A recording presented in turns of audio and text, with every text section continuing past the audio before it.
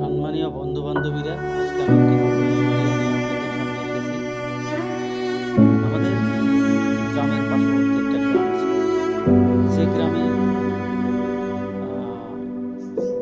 একটা পরিয়াল আছে। সেই পরিয়ালে পশুর আর হাঁসুরি আছে এবং একটি ফুলার বউ আছে।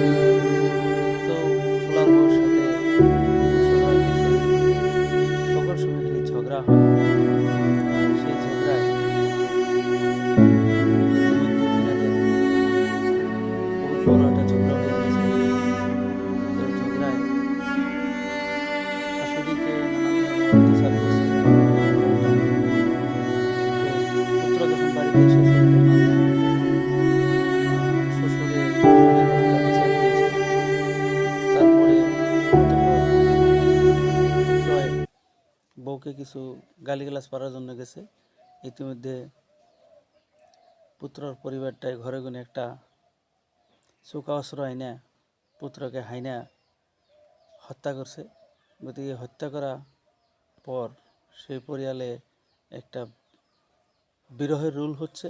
তারপরেই এই যে ছেলেটাকে হত্যা করা হচ্ছে তার একটা বড় ছেলে আছে, তিনি এসে তার মাকেও হত্যা করে দিয়েছে। এভাবে সমাজে অরাজকতা হলে তাহলে মানুষ কীভাবে বেঁচে থাকবে আপনারা বলেন? মানব সমাজকে লজ্জানত করা এই ঘটনায় আজকা আমাদের চট্টগ্রামের আশেপাশে বিভিন্ন ধরনের পরিস্থিতির সৃষ্টি করছে। গতিকে এই গ্রামের মানুষকে শান্তিতে থাকার জন্য অনাগত দিনে সতর্কবাণী আমি প্রেরণ করে আজকের ভিডিওটা এই পর্যন্ত শেষ করছি। ভালো লাগলে লাইক, কমেন্ট, শেয়ার করবেন। ধন্যবাদ।